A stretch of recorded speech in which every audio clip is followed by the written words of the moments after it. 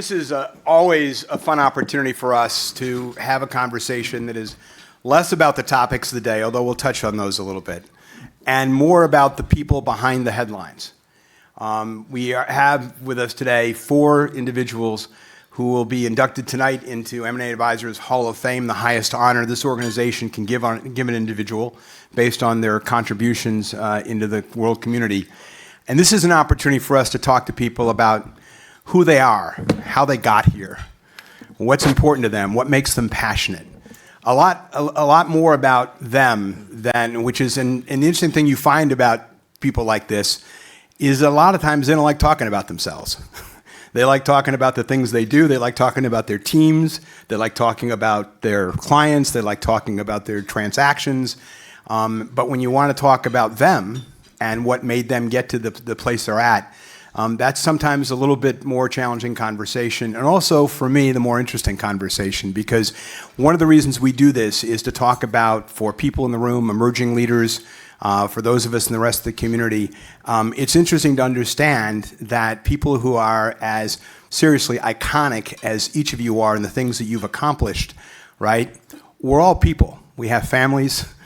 We've had parents. We live with the lives we live. And it's interesting to figure out how did we get from here to there. And so I'm going to start, as we walk through, then I'm going to start with a question for each, and we'll introduce people as we go through here. But Cesar, I'm going to start with you, right? 13 years old, right? In another country on an island, right? Your family decides that they don't like the government that they're living under, and they want to go someplace else. And that was the start of your story. Can you talk a little bit about, and 13, you're old enough to remember that period of time. It's not like you're 5. So can you talk a little bit about those beginnings? Sure. It actually started, not that I remember, but it was June 28, 1960. What time? It was a Tuesday. And I was in our house in Havana. And I was awakened by my mother and said, "We're going on vacation. We're going to Miami." I thought, "That's great." They could not tell us that we were leaving Cuba because that created serious problems. So if we would repeat it, so we did not know that would happen. And what should have given me a hint at the time is that somehow she was putting gold bracelets on me and gold medals, etc. Because you couldn't take any money out, and that's all you could take out. So anyway, we got into a ferry that actually took you from there to the United States. And upon landing in the United States, of course, my father asked for political asylum, and we got it for the family. So since then, I have been here as an exile and dealing with this incredible country that gave me such an opportunity. Cuban families, very much like many other ethnic families, value education quite a bit, and so my focus of my parents was that we all had to go to college, and all had to get a professional education, trying to do that, and that happened with all our families. So that's basically how I started, and I got into Greenberg Traurig, which I have been actually working at Greenberg Traurig for 51 years. So it's interesting that I was unable to find another job in 51 years. But that, and by the way, I was recruited from the University of Florida at the time and the law school, where there were only 3 Cubans and 1,000 $, because Mel Greenberg, who founded our firm, wanted to hire a Cuban because he realized that the Cubans were beginning to be an economic and political power in Miami, and that's how I got to Greenberg Traurig. We'll come back to Greenberg Traurig, but Cesar's sort of 51-year history there. You forgot to mention he ran the firm for most of that time. Went from a small firm when you first joined it to one of the top 10 firms in the United States. Some 1,800 lawyers now in some 36 locations around the world. And you had those things. But in terms of passions, my impression is that some of the things you do at Florida International University, for example, and your leadership there, and some things have been a real passion of your life because you love young people, you love education, you love helping people make a difference, and we're going to talk a little bit about mentorship. But why don't you just take a minute and talk about a little bit about the things you do that don't involve the practice of law? Because there's so much else you give to the university, and maybe talk a little bit about FIU. Well, I try.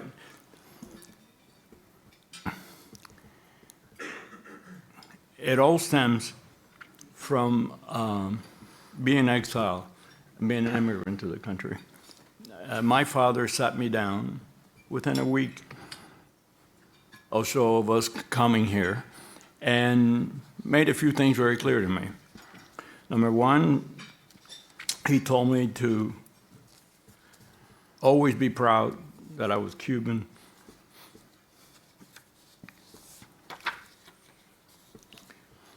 And I was Hispanic, but now I was going to be an American. And I needed to learn the culture, I needed to learn the language, and I needed to assimilate. And the second thing he told me is that when you come here as an immigrant,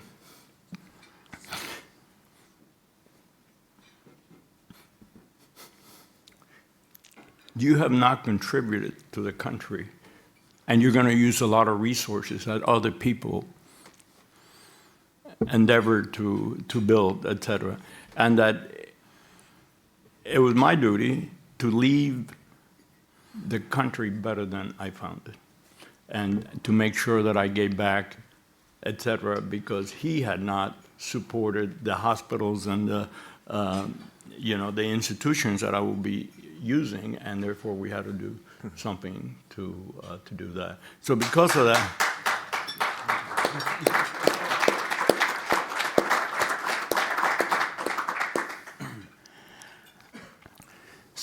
that, I do a lot in the educational side, and I'm a trustee at Florida International University. I was at Miami-Dade Junior College, which is the largest junior college in the nation. And why did I go to those? It's because they taught more disadvantaged people than any other institution that I could get. I have done a number of things, and actually, the one that is the most important one that probably not too many of you would know is that when the Cubans came to Miami in 1960, 1970, it was about 250,000 Cubans that migrated at that time. And Miami was a very difficult city at that time. There were no jobs. There was great amount of prejudice. I read my share of the ads that basically, not the ads, but the signs that would say, no Negroes, no Cubans, no dogs. And that, happened quite a bit. And there was one group that stood by us and really helped us. And certainly I did, and that was the Jewish community in Miami.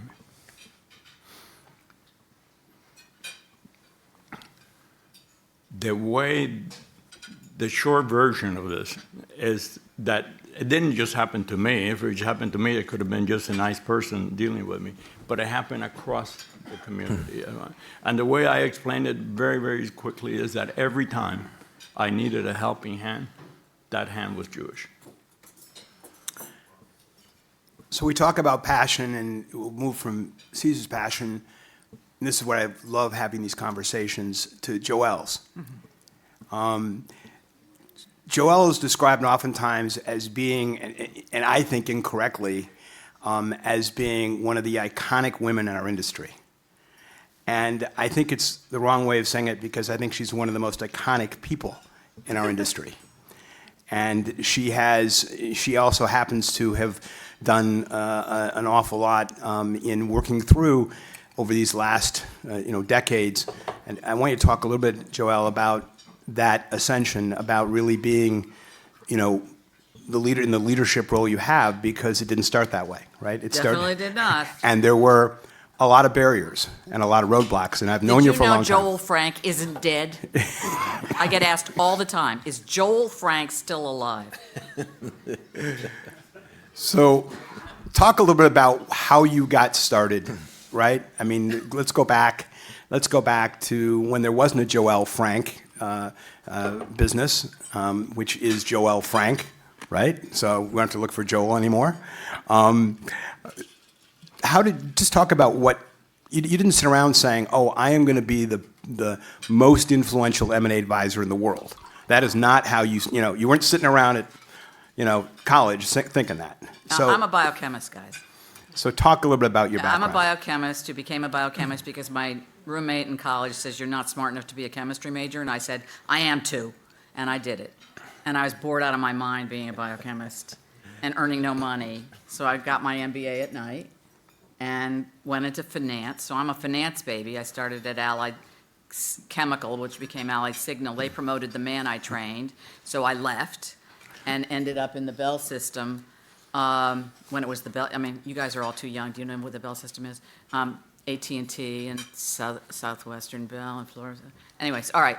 I'm part of the finance team that divided the Bell system in 81 to 84. And so there were 11 of us that financially divided the Bell system. And then at the end of 1/1/84, they didn't know what to do with all of us. And I had a big mouth, and they said, you belong in IR. That's where they stuck me. So I loved it. I absolutely loved it. And then AT&T had the temerity to move to New Jersey, and I'm sorry, I apologize, I don't do that. And I found out that you could do investor relations in an agency. Who knew? Who knew? So I got to an agency. First was Adams and Reinhardt, and I just loved it. I just loved it. It was so much fun. We got called for a hostel on 1/19/88. I'll never forget. I'd been there about 3 months, and we got to do this huge thing, hostel, and I promise you, I had no clue what I was doing. The lawyers wrote everything. We faxed it out because that's how you put out press releases at the time. 4 people stand at a fax. You put out the press release, and then we would answer the questions. And I called up the lawyer I was working with. It was at Cravath at the time, and I said, who's this source talking to Brian Burrow at the Wall Street Journal? And he said, Joelle, I am. I said, well, I'm answering the phone. What are you doing talking to the reporter? He said, Joelle, have you ever heard of sourcing? And I said, no. So he explained it. And to be honest, it's the others in M&A who taught me how to do it. The bankers, the lawyers at the beginning, and I just loved it. But Adams and Reinhardt was not very well run. It was really, I kept thinking, well, why wouldn't you do this? Why would you do that? So after a while, I left there and went to Abernathy McGregor, and they were 25 people when I joined. And as the time went on, we got better and better at it. A couple of my friends from AT&T joined me because, she didn't like staying at AT&T. Don't notice I'm going to use the she and the he carefully. And then, so I sort of built up a team inside Abernathy McGregor. They put my name on the door. My mother, when I told her, I took her to the Museum of Modern Art for lunch, and I said, Mom, they're going to change the name of the firm to Abernathy McGregor Frank. And she looked at me and said, what a coincidence. So, so you get the drift of where I'm coming from. And then, they didn't, can you imagine? I had to change the way they did their contracts. All of their contracts ended in December. And so you had to renegotiate with all your clients. And I had to say, well, that's just plain silly. And I didn't say it as nice as that. And so we learned how to roll it over. And then, and I was a contract player. I wasn't a partner. By the time at the end of Abernathy McGregor, I was, my group was, which Jim McGregor couldn't stand, was 50% of the revenue and 75% of the margin. And I was earning no money. And my team was earning no money. So we up and started Joelle Frank. And we've been doing okay. It's been great fun. And really, it's been the rest of it's the industry has been supportive of me. It's been great. So we started with a Cuban immigrant, and then we went to a frustrated biochemist. Yeah. And now we meet a guy who does 100 different things at once. So I tried to find out whether he ever sleeps. Not sure. I'm always a little suspicious of Texans, I have to tell you. So I start a little suspicious of Texans, and my son goes to SMU down at one of my sons does in Dallas, and Ryan got his graduate degree, I think, from SMU, and has a son who just finished there and is back doing some things. But anyway, when I was doing the work, and I don't know a lot about Ryan, right? Because I've known a lot about generational equity over the years. I have friends who work there. I've seen their progress, and I know I knew the business story. But as you know, for these kinds of conversations, we try to figure out who are the people, right? And so, we do a little homework and stuff like that. And, you come across, and there's a lot you can find about Ryan. You can find out that, he founded a church and he's a pastor. You can find out that, he's currently a candidate for president of the United States in the Republican Party. You can find, and is, being polling better in Iowa than a lot of other people are. And I don't know, that's a high bar. There's a lot of people in that group, but it needs to be higher. But still working hard in those things. You realize that in addition to being a person of faith and a person who's had a very successful business, what you really do, though, what you find out when you do, you start seeing pictures of him and Ellie and the kids. And you realize that really what's important is family. And I think one of the interesting stories that I'd like to talk a little bit about is, I think, and just talk about when you guys got married and ultimately, I think your first child was born outside of the United States, if I've got the story right. No, our last child we adopted. Well, your last child you adopted, right, outside the United States. But can you walk through the story a little bit about, before generational equity, right? Yeah. Before you founded the church, right?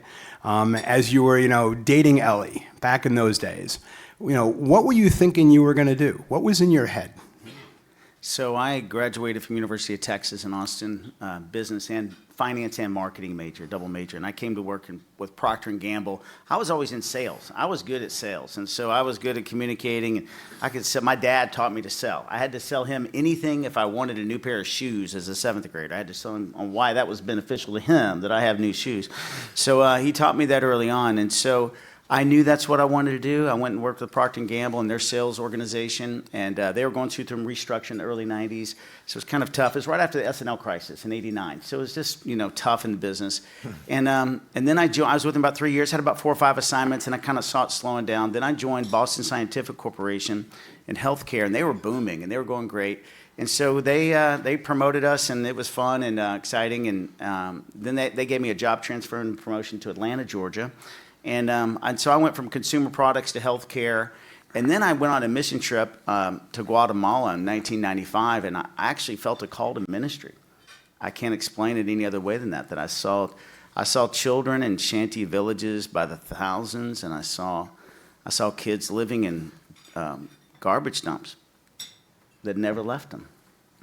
And we were walking around there, and I had this moment where I felt like God was speaking to me and saying, "Hey, would you pastor my kids?" And I had this whole shift of like, "Oh my gosh, I'm not supposed to do business. I'm supposed to do ministry." And so I'd set my whole life now for 7 or 8 years on this business cycle. And then I thought, I never want to put on this. I'm supposed to do ministry. So I began to set my course on that. I was a part of a growing church and took another job in technology that didn't require, I would call it 60, 70 hours a week. It was a 8:30 to 5:30 job, and I could focus on ministry. And we did inner city ministry in Atlanta, Georgia. We did mission work. My wife and I got married, and we were best friends before we got married, but we got married in 1999. And then we both left corporate America and came on staff at our church. So we took about a 60, 70% pay cut, or whatever it was, to go to work full-time at church. And I was having the time of my life. We were doing all the things I mentioned, school assemblies. We had a young adult Bible school. It was a growing church, and we loved it. And then 2 years into that, we had my first son, and then a tragedy hit my home. My older brother, by 2 years, was working with my dad in a small consulting business, and he was killed by a drunk driver on MLK Day. And I'd always viewed that business as my dad's and my brother's thing. I never had interest in it because I was kind of my own thing, corporate America, whatever. But we prayed about it. We came back to work with my dad, and the company was going through difficult times. It was right after 9/11 hit. It was just difficult. Business was hard. Small consulting company. And then it was going through its own things, and went back and got my MBA at SMU. Thought, well, let me try and learn more about business. And then I had the idea of investment banking. Let's sell businesses, because he was consulting with businesses. And we had an idea of an educational model, and that's kind of how we got started, was doing workshops. I'm more, well, I'm in M&A. I mean, this year, I think, who knows, we're 50 deals away from closing 1,500 different businesses in the last 18 years. So we're high volume. We do a lot. I don't know how many we'll do this year, 170, 180 probably, but when we first started, we didn't do any. You know, I mean, it was just, you know, then we started doing 1, 2, 5, 10. But I had an idea. We had an idea for marketing, and so I look at things from a business perspective, that sales perspective. I wanted to grow a business. I didn't necessarily, it wouldn't matter to me what it was. It just happened to be M&A was something in consulting that was what we were doing. And that's how we got started. But it was interesting that timing was important. You know, we grew, I don't know if you want to dive into this more, but our company kind of had a big moment just about 5 months into its existence because we spun off my dad's old firm. And a big company owned by Citigroup was called Geneva. Does anybody remember Geneva back in the day? Absolutely. So they let go of like 300 employees in one day. And I emailed their president, Deborah Larison, and I was like, hey, I'm hiring people. I was hiring nobody. I had like, I don't know, 20 employees and about 10 telemarketers on my staff. I was like, I'm hiring people. She sent out an email to everybody. I just wanted to meet a few people. She sent an email to 300 people, said, Ryan's going to be here next week at a luncheon. He's hiring. And that's how I met key people. And we went from 20 employees to 200 in the next 12 months. And that's how we got started. So, John. Yeah, actually, can I touch on that? Yeah. That's amazing, that last part about Geneva. When I started, like, if you did nothing but go to the Geneva organization for your deal flow, you were set. I didn't realize that you had, cobbled all of that together. A lot of them. I mean, that is I guess you're the continuation of that. It was a miracle. I look back on that Geneva organization fondly, but of course, I think, it all came to an end there. And that's pretty fantastic. Some of our longtime execs have been with them for years. That's great. I didn't know that. So, John. Yeah. You've spent when people follow your career, on the surface it starts with you saying, well, he follows a somewhat traditional framework, right? He schooled by his dad, spent 6 years or so at Harvard, doing really well there in both undergrad and the business school. Yeah, spent some time at Dillon Reed and a few other places. In between going back, But then something different happened, right? You ended up at one place that you've been your entire career, pretty much, right? I mean, well, there were stints in advertising and technology back when technology was great, back in the in the late '90s, early 2000s. But I've been at Brantford for 22, 23 21 years, I guess. That's right. It's been a while. So, so talk a little bit about when you were sitting up there in Cambridge, thinking about what I'm going to be, what I'm going to do, and how I'm going to sort of live my life. What were you thinking about at that point in time? What were your goals? To get through college, and then take care of everything after that. Well, look, in college, I wouldn't say that I necessarily thought that I would end up in finance. I wasn't hell-bent on doing what my father had done before me. And as I mentioned, I started out actually, I left college, I got to advertising. I had a few great experiences in advertising, actually both are worth mentioning for just a moment, but my first job out of college was, I worked for the Absolute Vodka advertising campaign, if you'll remember that. That was really spectacular, but there was an industry party every single night. And after about 6 months, I was like, look, this has been so much fun, but I can't do this my entire life. Well, my research had suggested that was an extension of your Harvard undergraduate years. No, because it was much more fun than my Harvard. I mean, it's like, that was pretty spectacular. And then another thing that when I couldn't do that anymore for a few weeks, they put me on the Victoria's Secret modeling campaign thing, and that also was fun for a little while. But I couldn't do that either long term. and ended up at Dillon Reed as a result of a much more specific type of job, and then went back to business school, and then ended up in Silicon Valley working for an organization by the name of Idea Lab. I don't know if you remember Idea Lab, but they were the high flyer incubator back in the late 90s, early 2000s, worked for one of their portfolio companies out of their Silicon Valley office. And then, of course, the money dried up in 2001 and had to find something to do. My father called and said, "Hey, listen, we got a couple of not that any companies that he ever dealt with ever did anything but go up, but he's like, we have a few companies here that maybe could use a little help. Why don't you come home for a little bit, figure out what you're going to do next, and help take care of these companies?" Well, got those companies going in the right direction, and I decided to stay. Now, with regard to what he does, he does much larger deals. I got sort of started in the smaller deal area, the lower middle market, like everybody else, and stayed. And it's been a great run for 21 years. We should mention, a little known, you may not, everyone may have made the connection, but John tonight, when he's inducted into the Hall of Fame, will become the first of the father-son members of the Hall of Fame. His dad, John Castle, I'm not trying to ruin it being a for member, him. being a member of the Hall of Fame as well, but not doesn't happen very often around here. Yeah, So it's that's special. and it's what they've done. So when you listen to each of your stories, all four of you, right, over the course of your careers, have spent a bunch of time running an organization, right, and running it extraordinarily successfully. And to a lot of outsiders, it looks like you're just really good at what you do, and and it just sort of happens, right? It doesn't really just sort of happen, right?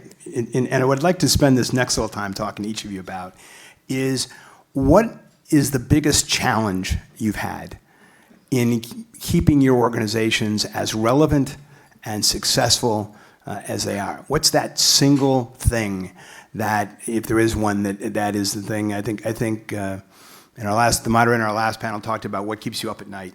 What is it when you're thinking about your organization and success that keeps you up at night, Joelle? Well, starting is easier than where I am now.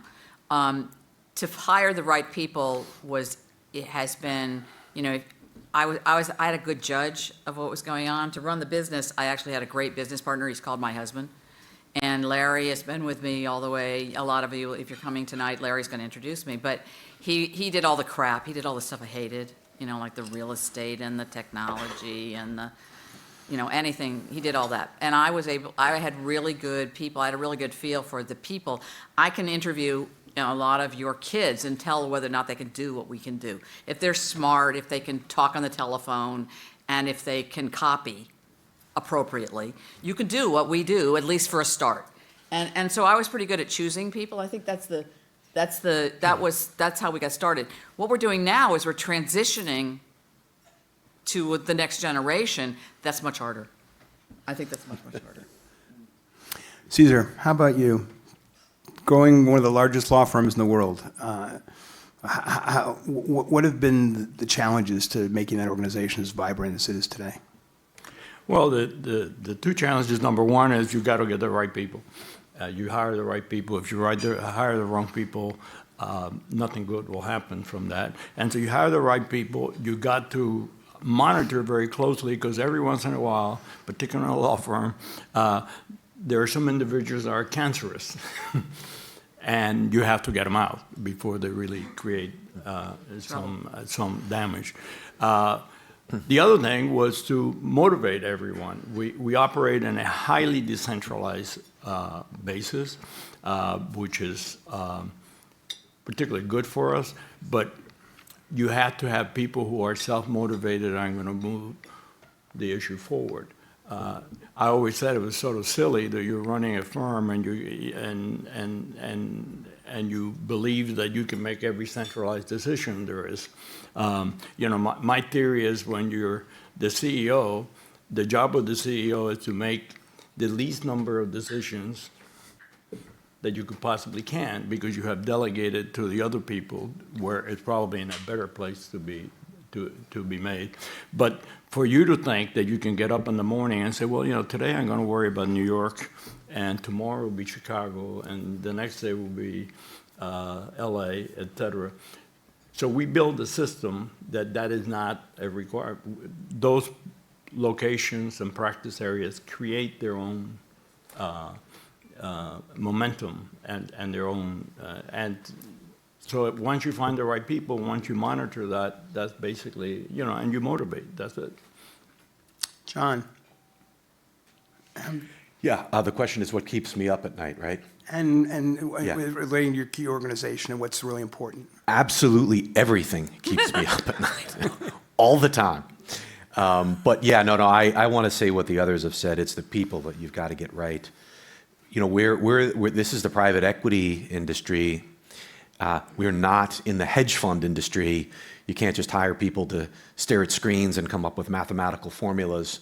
This is a people business, and you need to find the right people that can connect with others, whether they're business owners or the people internally to your organization. And if you can't, you're going to have a problem.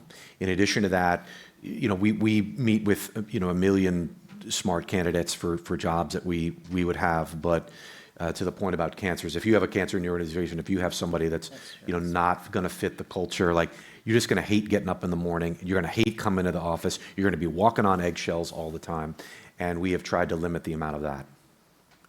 So Ryan, you already mentioned in your earlier comments about how important people have been in growing your organization and how quickly you grew. So let me just add a little twist on the question. How do you find the right people? Wow. Well, yeah, it sounds like we all worked at the same place. Because we all dealt with betrayal, sounds like. We've all dealt with, growing pains of probably growing too fast, because that was ours, growing too fast early. Because then you have leaders that think that they were responsible for it, and it really was just a moment, right, and that happened. But, I think some of our best talent today, we identified them early. Some of the best people that we've had have been with us now 10 or 15 years. I would love to take credit for that, but I can't, because but what I can take credit for is the 5 or 6 execs that eventually formed this team that we have, and they have been they've become my best friends. And so we have this culture thing that we really amplify in our company, and it's in the acronym of GUIDE, but it's Golden Rule, Unity, Integrity, Diligence, and Excellence. And we kind of say, hey, this is the atmosphere. And when you don't know what to do, lean on this internal compass. And so our team is formed where I can rely on them when I'm not there, because you said I'm doing other things. I'm not there, but 2 days a week now. That's if that. I'm a pastor. I'm doing a lot of other things. So, but my team does make decisions like I would, and they're great leaders. I tell them any one of these 5 guys working with me could run my business. Not as good as me, but they could do it. So, but they in turn hire. I'm not even involved in the interviewing process, but they continue to hire and mentor young people. So the best young people we've had, they've mentored for. I mean, Jacob's here. He started, I don't know, he was probably right out of business school or something. But so many guys that are some of our best talent. We've acquired some great talent over the years, but the people that share our core values, and we've brought them up, and they're young people that are now in their mid-30s and 40s, and they're just doing fantastic. So I don't know if I know the answer to that. Hire the right people to interview them, or make sure you have the right leaders in place for me, because our company grew fast. Remember, we went from 20 to 200, and then now we're like 350 people. But so these guys lead these organizations, but we're all one. It's like we have this culture, right? And I think that's what makes it work. And young people that can feed in that culture is what makes it fit, and that's something that we may get to this in a minute. The next generation is so important that they learn the old way, learn the old school way. And I think we try and teach them that, because we're a company that has hey, you show up to work here. There's no work from home. We don't do that at our company. And there's a whole new generation of people. And so we try and find those people that that bring new things to the table, but don't mind learning from the old school ways. So Cesar, I met you years ago, through a mutual friend of ours, Right. who was one of your decentralized leaders, who ran the Chicago office and spent a lot of time with, and I spent a lot of time with a close friend of mine. And I remember in conversations with him when he would talk about you, and with a certain amount of almost reverence. So one of the things that I realized was, in this leading of the role that you do around the world, and you having this decentralized leadership, and yes, I'm not going to make all the decisions, you somehow inspire in people a confidence and a loyalty where they want to come back to you. And so I came to really understand that while somehow you have this knack of not just inspiring that, but also having your hand on the kind of heartbeat of the firm all over the world. Right? And that's sort of a special skill. And I don't know if you can teach us all that skill in the next 5 minutes, which we'd all love. But I'd like you to talk to a little bit about, because I think all of you actually, having known you in various ways, all of you seem to have that skill. You seem to have the ability to have your finger on the heartbeat of the things that you're passionate about, that make a difference. And just, if you can, talk a little bit about how do you do that? How do you not make all the decisions, but still have all the data and information and things so that you kind of know what's going on, that you're aware and and informed, but you're empowering others, because that's really what your leadership's about, I think. Yeah, but I think it's actually a very simple concept, is that I care about the people that you're talking about. It's a family. I care. I do fair things. People understand that I will make fair decisions, even when when I have to pick between a partner who has been with me for 30 years and somebody who showed up yesterday, that I'm not going to give any advantage to the 30-year-old partner, that I'm going to make a decision that is fair. So I think the other part of it is that I always been an underdog all my life, and a lot of the people that we recruited underdogs, people that wanted to show that we could do things that people told us we could not do. And I can assure you, when we started in Miami, Florida, and we just want to go to the next county, which was Fort Lauderdale, all their consultants told me, well, you can't do that. And so all my life, I've been dealing with, you can't do that. Tell me about it. Okay, and I'm sure you had a double dose of that. And so there is a beauty, there is a great joy of showing people that you can do the things that they didn't want to do. And I think that mentality flows through the firm, not just for me. Joelle? Well, I mean, choosing the right people is helpful. I mean, in our shop, you work like a dog. I mean, you just do. And it's helpful if people come in knowing what that's like. So, I mean, we have this sort of funny saying, it's not totally true anymore, but our firm is divided into 3 parts. We hire children of lawyers, children of bankers, and children of clients. And it works. And it's worked for years. And so they have the culture, they understand the depth and how fast you have to go. There's a level of understanding what the business is, and they're very proud of it. It's sort of, they aren't doing what their relatives are doing, but they're doing something that's in the world of that.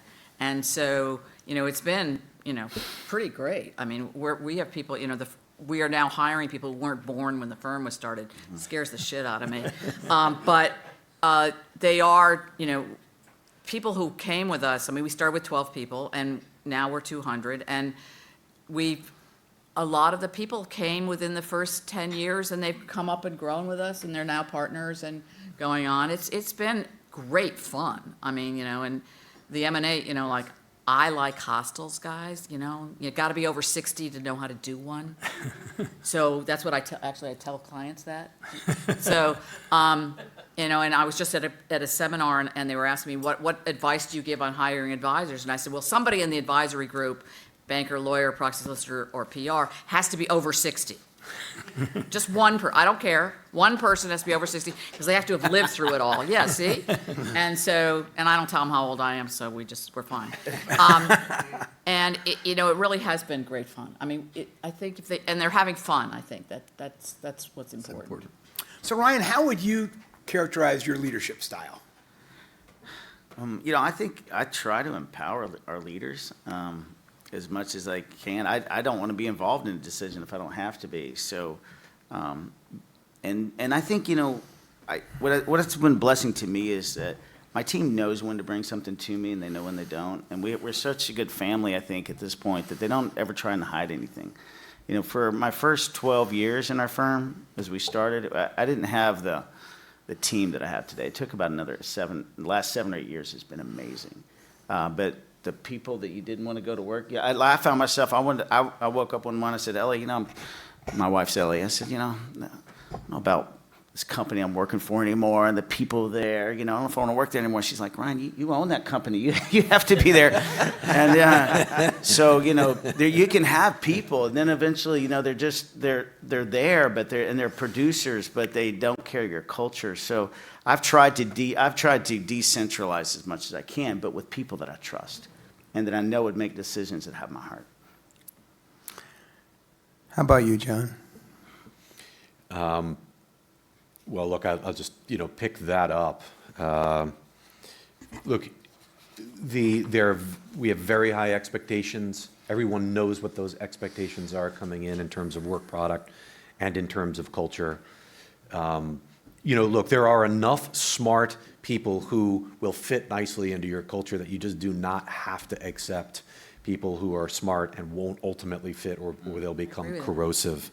It's just that simple, and so we try to part ways reasonably quickly if we can. I also want to come back to the something that's just fundamental is honesty and integrity. Now, those are big words that people use all the time, but I want to talk about something specific. You need to tell the truth, right? And I'm then in PR. What's that? I'm in PR. No, but yeah. But I wasn't done. Okay. But if you don't love how the truth sounds, then you spin afterwards. This happened, and this is why you don't need to worry about it, or something like that. Too many people, as part of that bad code, will spin the truth when they need to communicate straight with you, and you can't have those people too long because you're going to get yourself in a lot of trouble. If people are spinning the truth in important matters to you, then you've got to get, you're going to end up in a mess. And you're going to be like, wait a sec, sir, shortly, you told me X and Y, and I'm finding A and B, and that's a problem. We've got a problem now. And so I consider that to be as fundamental to having a good culture. Again, tell the truth first and then spin. Hey, the world is ending. It's not a problem because, of this or that. That's very good. All right. So to the best of my knowledge, we only have one current presidential candidate on our stage today. and I was, there's a rule in a moderator rule book that if you have a presidential candidate on your stage, you have to ask at least one presidential candidate question. So this will be that question, although, Ryan, you're not permitted to use a stump speech in connection with this. It's impossible. It's actually a much more focused question, which is, you're a pretty, actually, and I don't mean this to blow you up, but you're a pretty amazing guy, right? I mean, in terms of people that I care about in my life, I care about people who are people of faith, people who care about family, who have integrity, who have principles in life, and who do things that they're passionate about, right? To me, passion is one of the key attributes in sort of life, and loving what you do, doing what you love, and being out there and trying to do, and then we'll talk about mentorship at the end of this program, but about helping and bringing it forward with young people and helping them go through that. So you do all those things, right? You have all those things going on. You run a successful business. You're a community leader. You're a dad, with kids in formative years, right? They're in the key years of their lives. You said your youngest is middle school, and your oldest just graduated from college. That kind of range, those 5 kids, kind of range my 4 kids are in. And so my question really to you is, why the heck run for president? Meaning, you know, I know there's passion involved. I understand, and I've read some of the things you've written, and I understand the things that have come out of your campaign, and I know that you care about this. But I'm really trying to say is, with everything that you're doing, and given the fact that our current political system, and this will be my only political statement of the day, neither party seems to be particularly good at producing the candidate for the general election that the general election community would like to see, right? So you end up getting whoever it is that comes up through that machinery, and that's who we get to pick from. Why do it? What is it that led you when you turned to Ellie? I mean, I would love to have been there. when you sat down with Ellie and had a cup of coffee and said, "Honey, guess what? You know, I prayed. And I know your manifest. You can say I prayed on it. I get it, right? But even after a lot of prayer, what led you to do the things you've done? Because it's really an extraordinary journey. I've actually followed part of it, and I'm just wondering why." Well, Jack, to answer this question, the Lord spoke to me about it. In all the ways that God may speak to all of us in different ways, which he does in many different ways. Impressions, thoughts, peace, dreams, words from other people, encouragement. If you go through the Bible, there's 10 or 8, there was many different ways that God may speak. He began speaking to me about it very clearly through dreams.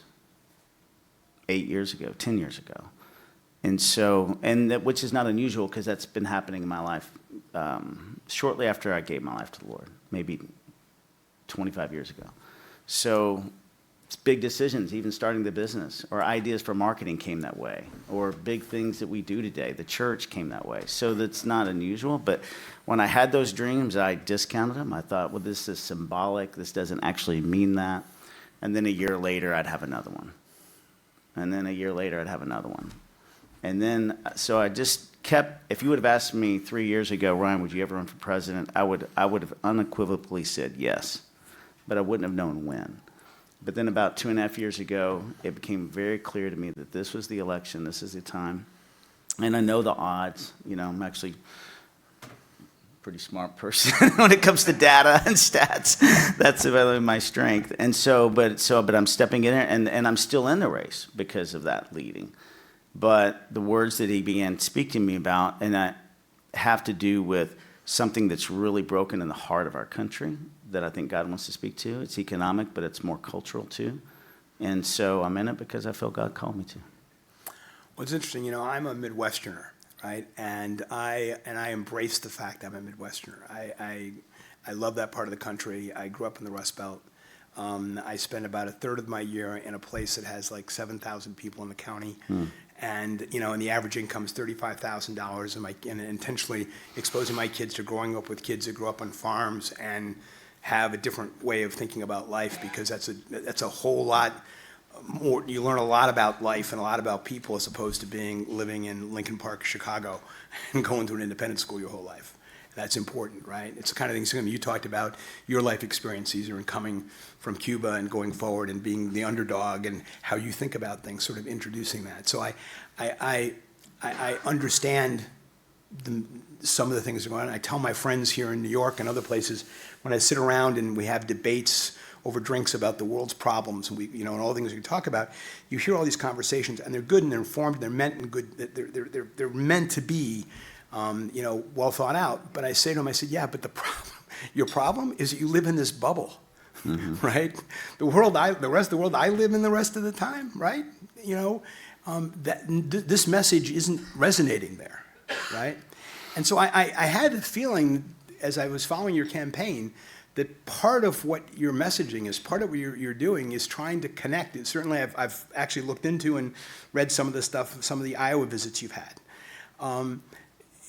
You're connecting with people about a dialogue and a story and a set of concerns, right, that really aren't being talked about much in downtown Manhattan over drinks. And so I do want to ask you one more. Or in Dallas either. And Dallas. And so I'm asking, and I get a sense that that's part of why you're doing this. Is that fair? Yeah, I think that I'm a Republican, But if I just said this, we've got an economic problem, and so we can all talk about that. But God cares about that. God cares about our livelihood and blessings. But there's been so much in my life where I've always looked at this country as one that's just not run right financially. And I've tried to figure that out, but that's not the impetus behind it. But I think that when I look what's really broken our country, I start seeing these divides that's so clear, socioeconomic, cultural, right, left, and the far mouthpieces, which is the minority, have the biggest megaphones. But there's not like, what's the Republican alternative to socialism if I don't want socialism? Why would a poor person vote Republican? Well, what are we doing to be an alternative? Just give them more money, because socialism can be pretty compelling if you're poor. But if we don't really believe in that, then what are we doing to do that? So I'm talking a lot about volunteerism, community services, vocational trades. Like, how are we going to own our city?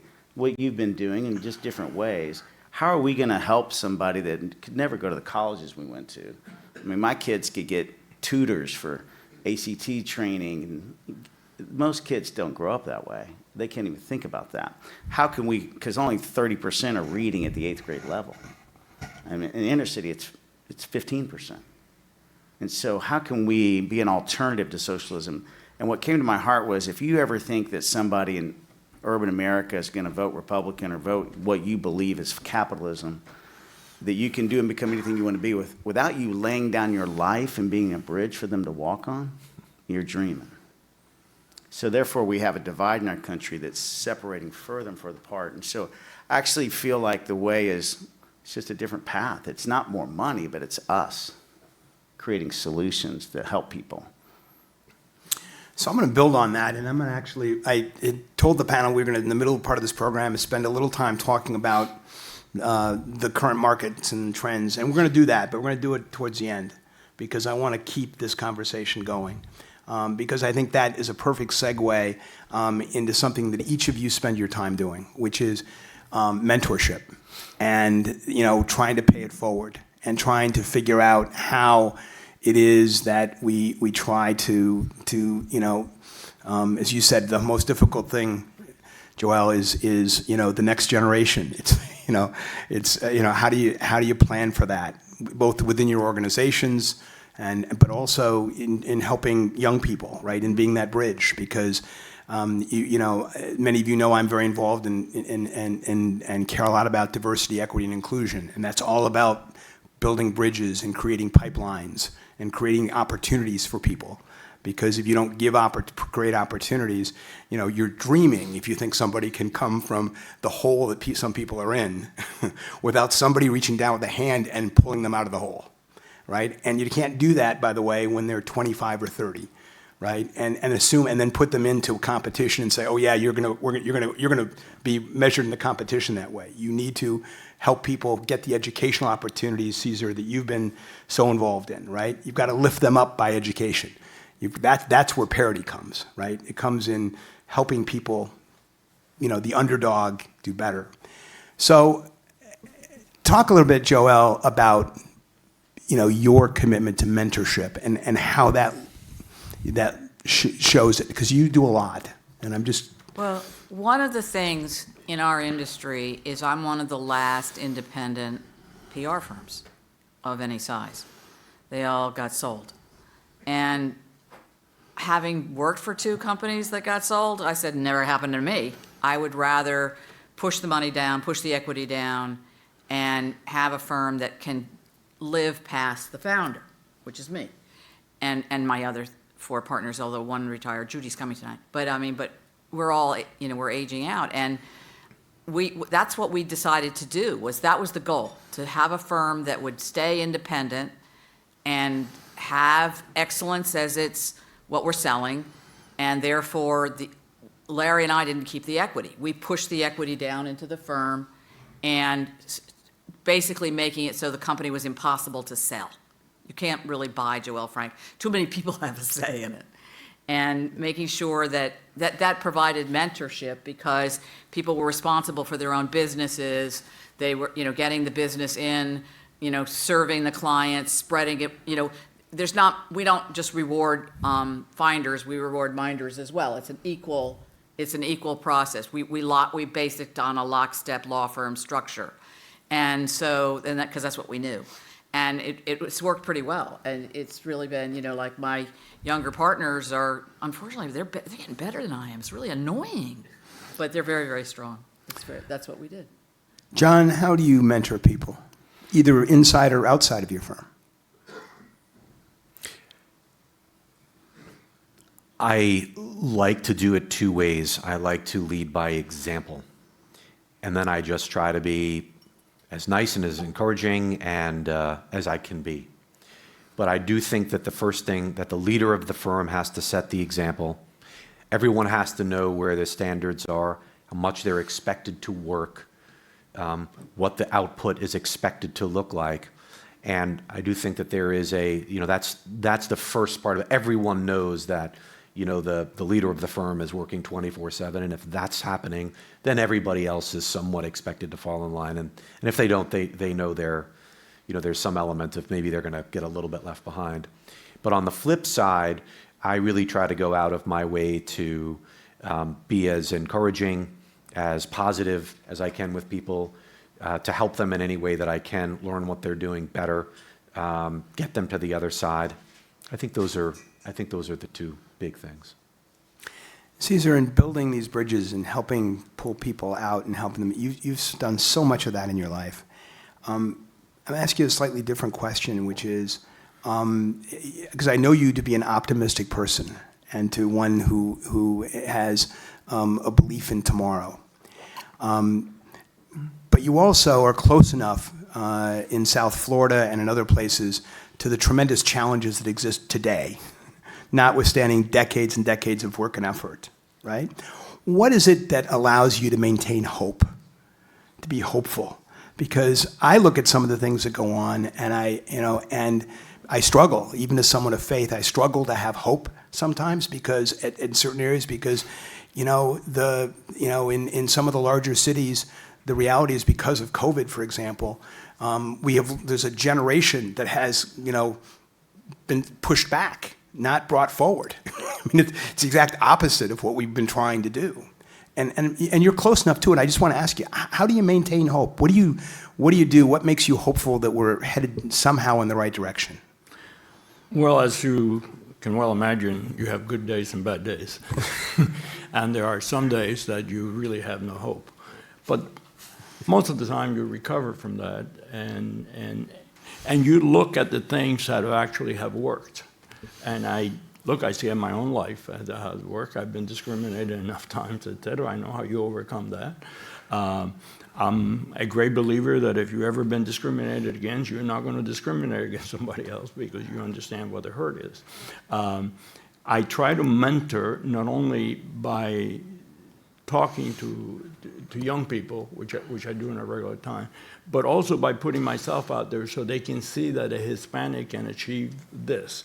Because you have to overcome that. You have to overcome what they have seen. They lived in neighborhoods, they live in places where they had never seen a successful Hispanic. They have never seen this. And so you can give them a very nice speech as to how that can work, but unless they see it, it's not going to work. So I spend a lot of time making myself available in those settings, and knowing that I'm never going to be able to fix everything, but I can make a change to those individuals that I am impacting. See, I think that is a way we have hope, right? I think we have that hope one person at a time. Yeah. Right? Yeah. Because and you hope for a little bit for the geometric effect, that if you can help that person, you say to them that you need to go help 5 other people, right? And try to move things forward. But I do worry about the systemic things that are going on, and whether or not, and how we address those. But in terms of all of your commitment to mentorship, if you were sitting where you are now, if you were talking to, 20-year-old Ryan, right? Given what you know now, what would you tell him? What advice would you have for him in terms of how to think about mentorship in his life? What would you tell young Ryan? You know, I learned this. I wish I would have learned it when I was 20, but I learned it when I was probably like 25, 24 from one of my bosses. And I got my boss was on maternity leave, so I got to handle her accounts, which were way bigger. And I did so much research and thought I was a smart person. And like the boss's boss came to work with me, and he said, "Ron, you had all the right answers, but you didn't listen real well." And so it's like, and I think we're in a generation now of smart kids. They are very intelligent. They have access to data. They know it. They're out of business school. They can pull it up quickly. But when you're in a lunch, we're talking about kind of the old ways. You know, have you gotten to know do you see them? Do you see the person, or do you just see in the transaction?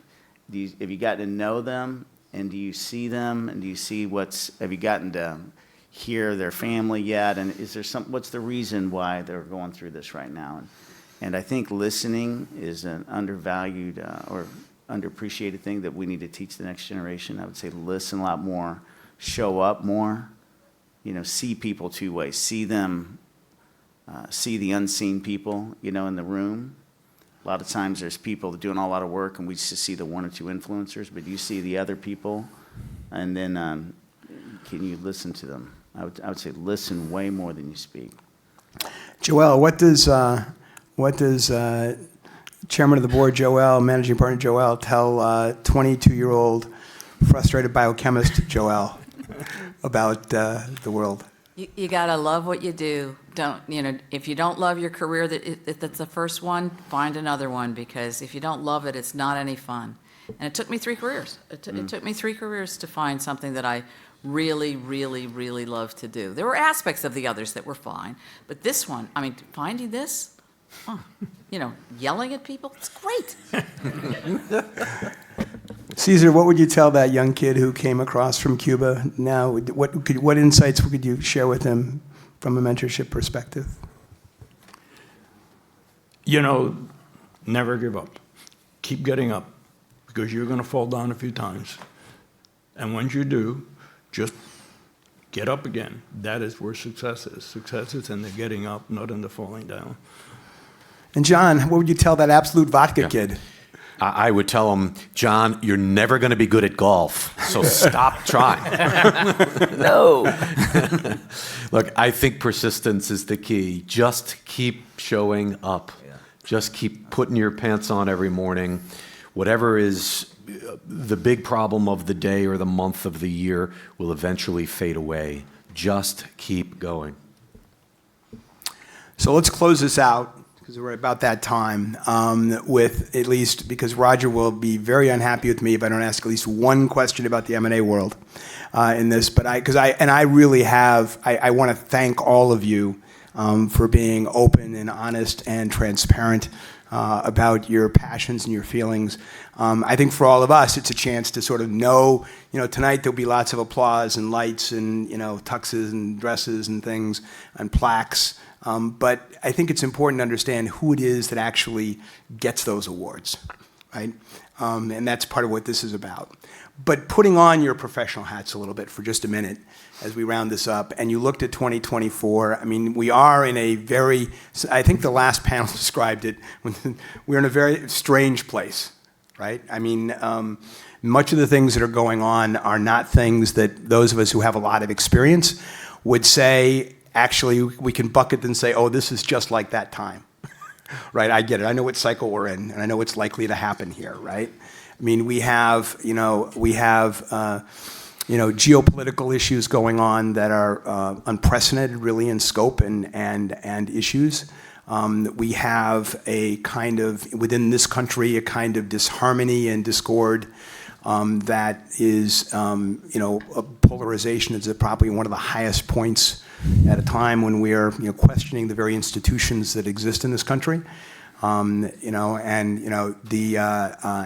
can sort of go on and on. We have interest rates which, in my lifetime, are kind of normal. My first interest rate Right? was 16.5% on my house. Well, that's what I'm saying. When I keep telling people, young people now, they say, oh my God, this interest rate's like 9%. It's like, yeah, when I got my first mortgage, it was like charging it on my Visa. It was like 18%, right?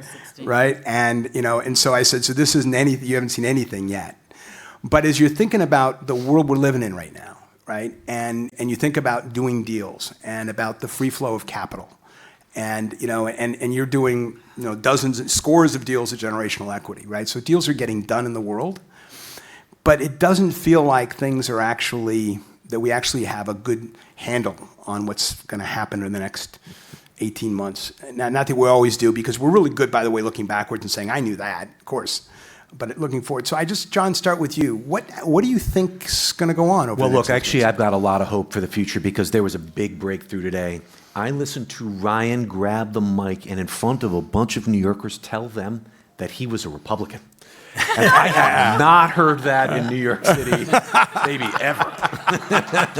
So I think we've taken a big first step here. Well, a few people walked out.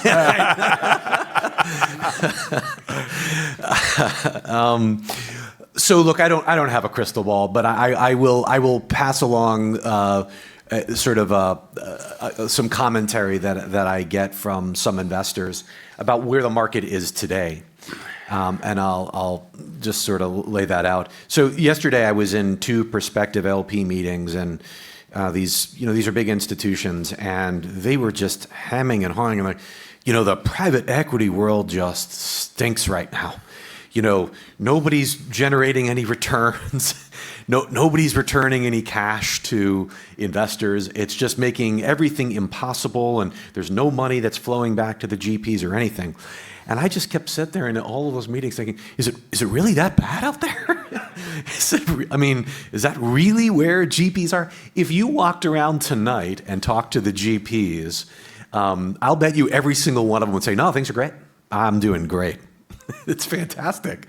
So, you have, one set of people probably telling you, talking their book, and the people who are judging those people saying, hey, look, nothing's good right now. So, I don't know where the truth is in all of it, but clearly there's a dichotomy in the market right now with private equity that at least the people who are investors in private equity don't love. So we'll see how it all kind of works its way through. Before you go, Ryan, what's your interest rate bet for the next 12 months? Oh, me? Yeah. Oh, no. Actually, I Up, down, the same. Yeah, pass. I have no idea. But that first job that I had at Dillon Reed, I worked for Jay Powell. Oh, cool. Yeah, for a little while. Right. So no idea. I have Ryan? no idea. Okay, so prognosticating here, right? So I actually feel like we're at a different season, I agree wholeheartedly, than maybe we've ever been. And the reason is because I think the COVID and the advent of trillions of dollars being dropped on our economy in a really an unprecedented way. I feel like the deficits we're facing, I don't know, you can go back in history and see how much do deficits impact inflation. And I don't know that it correlates anymore because I think, in my opinion, I think we kind of hit a tipping point of uncharted territory. And the fact that, when you start having $2 trillion deficits every year, and, we're going to have the biggest expense on our expense sheet is going to be interest payments. We're going to spend $10 trillion a minimum in the next 10 years on interest payments. So that'll be, and I think it'll be much more than that, but that's some estimates out there. So it's never been like that before. So how do we get this money? Where does it come from? Where do we print it? So does inflation keep going? I think it does. I don't know how the wave of inflation stops. The Fed can do what it can do, but if it keeps raising rates, then my concern is small regional banks that for 15 years had T-bills at 0 and 1%. So the pressure of the perfect storm, I think, could be there. And the reason I'm kind of in this race running, because I see a path and how we navigate that. But I have a lot of concerns. And I'm an optimist. Joelle? I'm very concerned, actually. Not about the business per se, because we do great when the market sucks. But in terms of just the M&A world, the deals are smaller. They've been getting smaller. The big companies are very risk averse, and we can't close anything. And so it's pissing me off. But I've told everybody, we'll probably do much more restructuring next year than we will M&A. Caesar, you got the first word, you get the last. You want me to forecast it by quarter or over? Somebody record this. This is- My real feelings is that these are almost minor issues compared to what I'm worried about. I'm the only one in the panel here that, is in a different country than where I was born, and that because of socialism and communism, et cetera. And I've always bet on America because that's what my heart feels. But I feel like from inside, we are really weakening ourselves, and that democracy is not guaranteed. Cuba used to have a democracy, and that's what I worry about, that all of us need to get engaged and not wait for the other person to get engaged, because this is real stuff, and the Constitution, doesn't have all the answers. Many of the things that we do because culturally we have learned over the years this is how it is handled. When you rip that apart, I think it weakens the country that we love. And that will be the last word. Thank you all. Appreciate it. Look forward to being on the stage with you tonight.